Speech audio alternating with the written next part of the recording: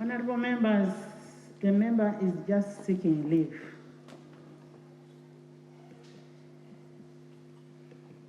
Thank you, Right Honourable Speaker and Honourable members. Right Honourable Speaker, I've been on notice since the last Parliament to move a motion seeking leave of this House to introduce a private member's bill entitled the Computer Misuse Amendment Bill. Honourable members,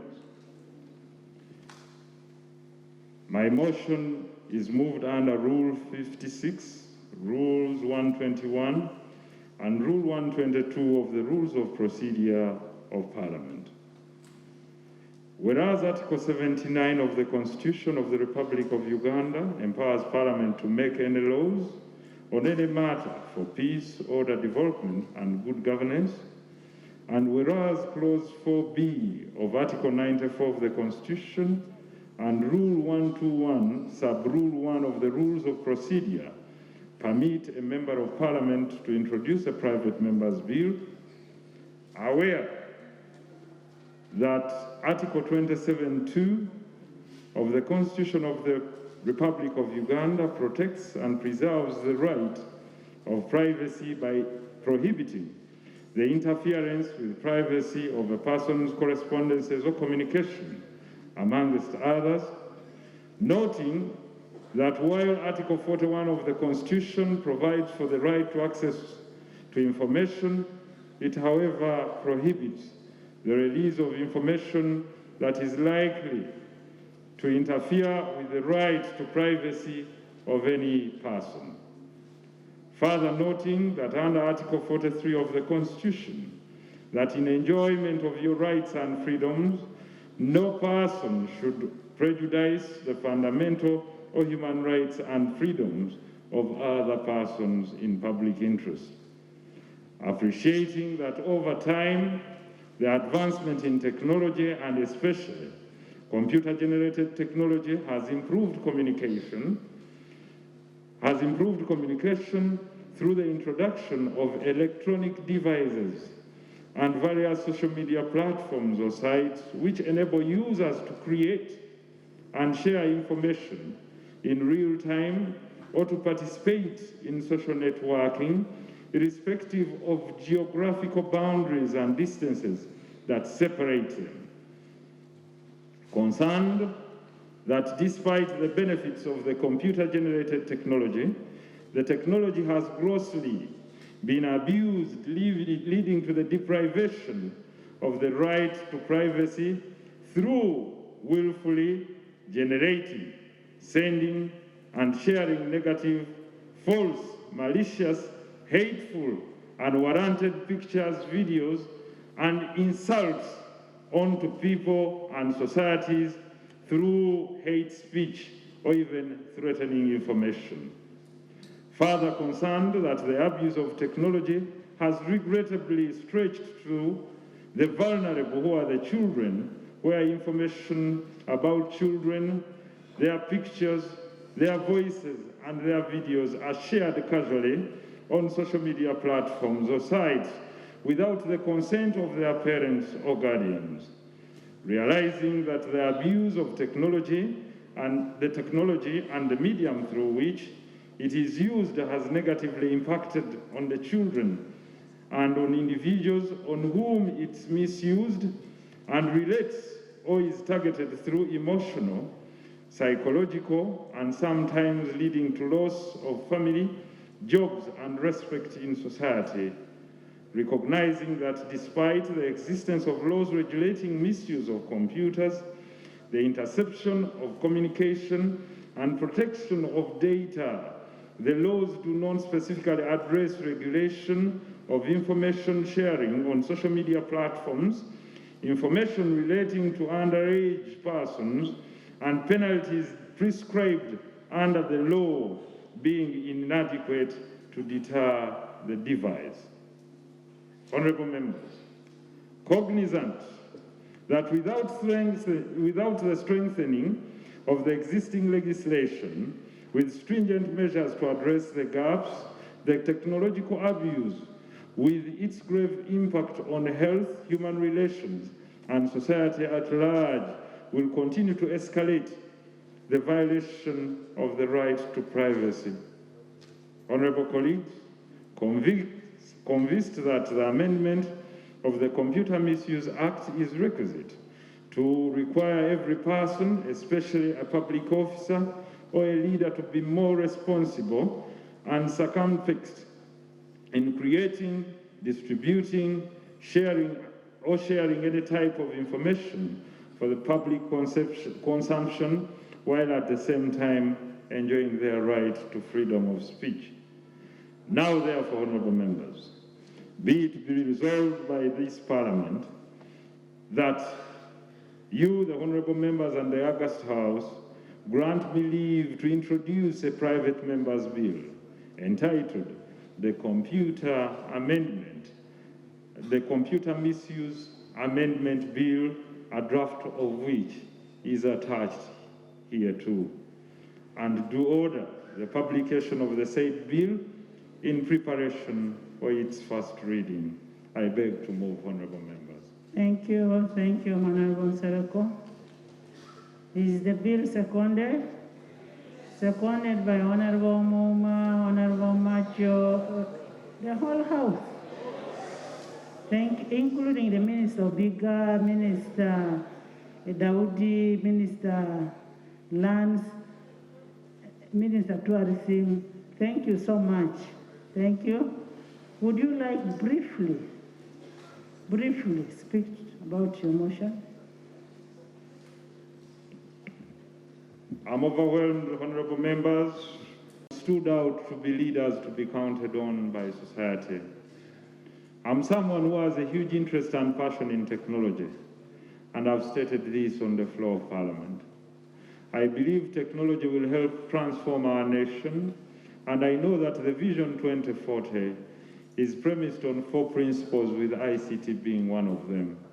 But I'm also aware that if the cyberspace is not well regulated, we might end up going down the drain and losing an entire generation. Leaders, as we are, we must stand up to do it now or never. The responsibility is with you. I have no doubt, Right Honourable Speaker, that the powers to legislate are embedded in this House. If this vice has not walked onto your door, it is just a call away. It is not for only the political actors or leaders. It stretches to business. I know of a certain gentleman who called out and said, "You're doing something amazing." Someone went out and said that I sell human flesh in my restaurant. I had invested over 50 million. Today I don't have it. You might take it as a joke, but it is far-reaching. Countries that are not Uganda have moved out tough on it. It is true, you're free to generate any information that you have, provided you're factual. True, you're not malicious. 3, it's aimed at development and changing society. That is acceptable. We can disagree and agree to disagree without necessarily attacking and insulting the persons of others, their families, or their siblings and children. I know that very many people are suffering privately within their homes through blackmail. This extends to protect many people, that when we hold private conversations, if you want to record me, you must inform me that you're recording me. And this law envisages this, that if you want to record my conversation, you must be authorized by the courts of law. And if you do it, then that is fine. If you share information that I have had with you without my authority, for example, use my pictures, my videos, or my content for your own benefit, and to my disrepute, then you must pay a price. I don't know whether some of you, Right Honourable Speaker, have heard about YouTube. On YouTube, when you generate content and a video, depending on the number of views, you're paid. Therefore, some people have made it a business to generate content that is malicious about others, that is malicious about children, circulate it on social media platforms for payment.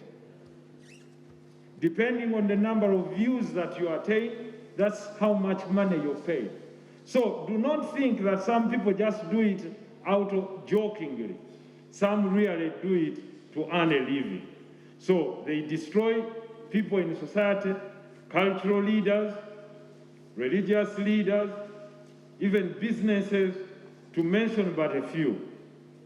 In America one time, there is a young gentleman that stated that he was down with mental depression. And the other guy told him the best way to save yourself is to commit suicide. It was adjudged as murder. Anyway, Right Honorable Speaker, time will come when I will speak about the entire bill. I would like to state that tomorrow would be too late. Today is not very early.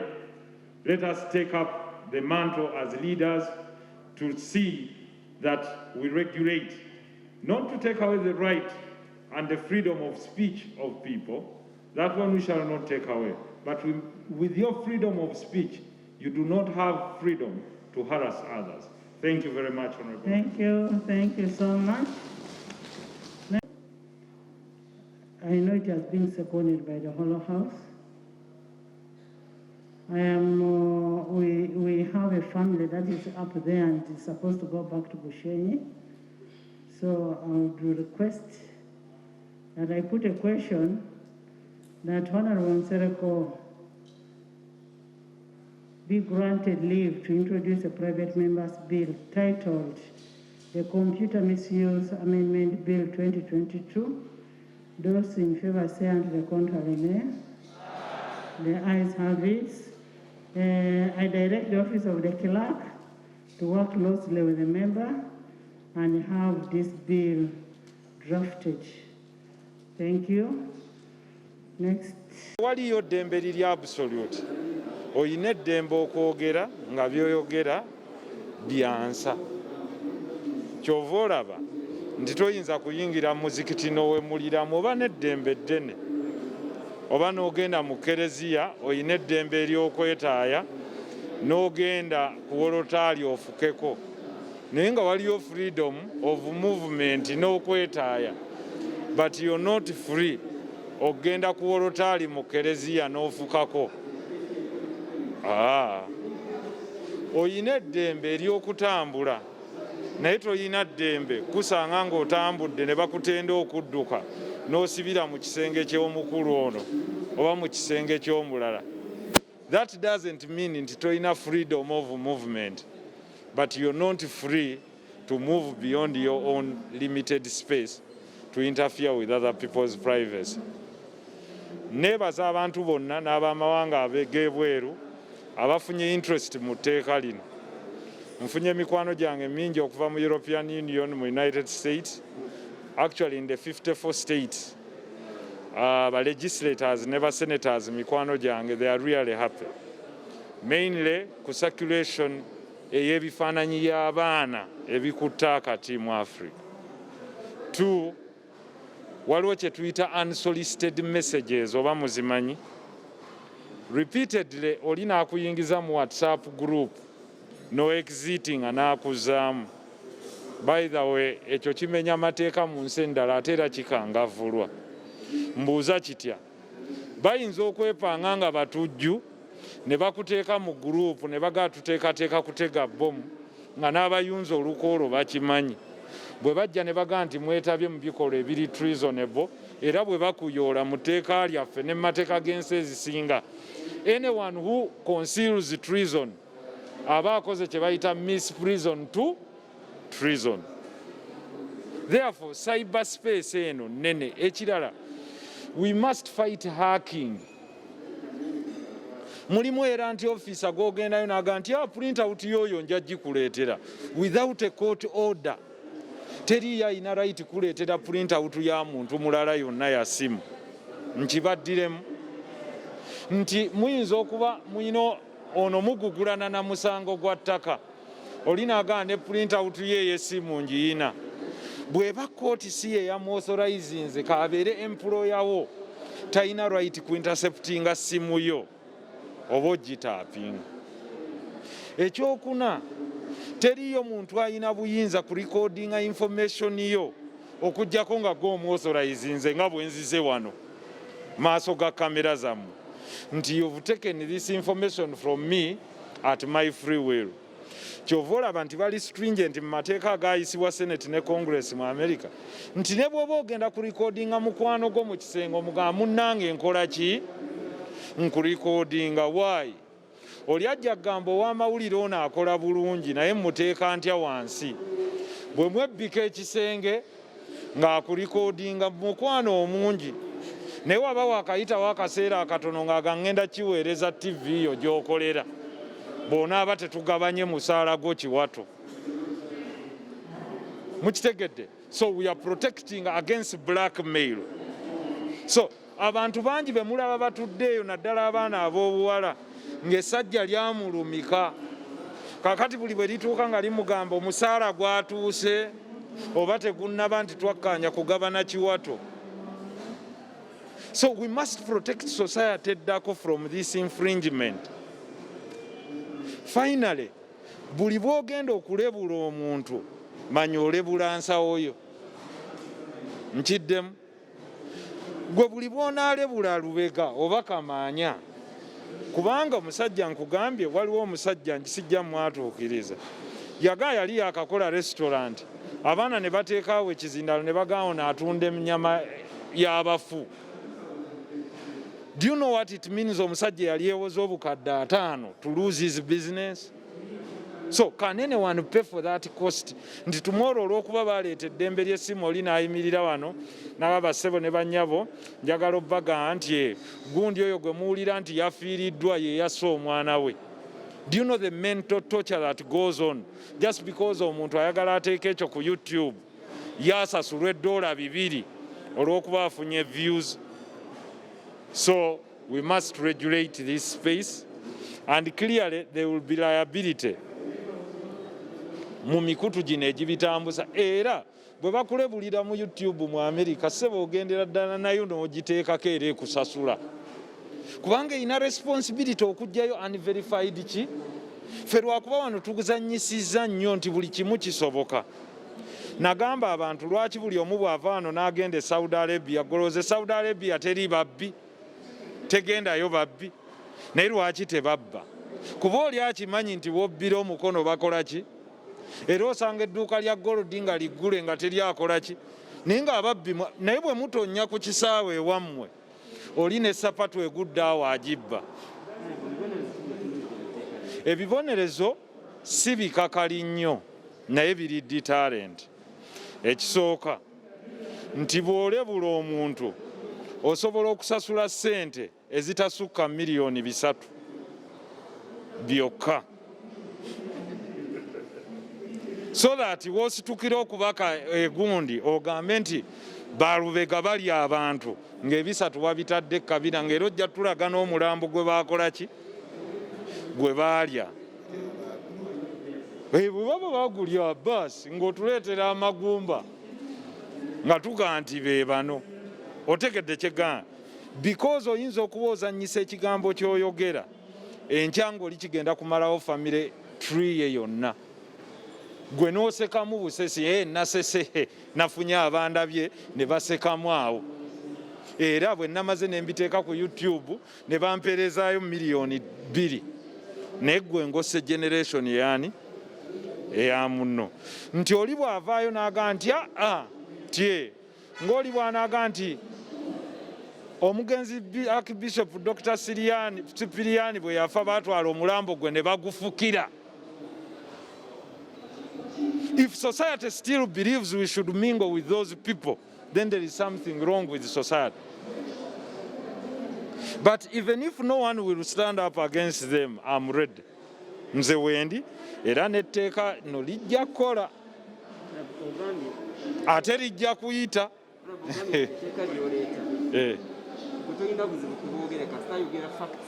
proving era oli bw'ajja wa famire n'akubuuza nti sebo tulage vidiyo nga bafukirwa maiti gwe bw'oba togirina ng'omanya ebisatu teeka wano oba ogenda okakolemu wali emyaka 15 tutokkirizibwa ku holdinga public office, so that leaders tulina balance. If you want to be a leader, waliwo limitations. Thank you.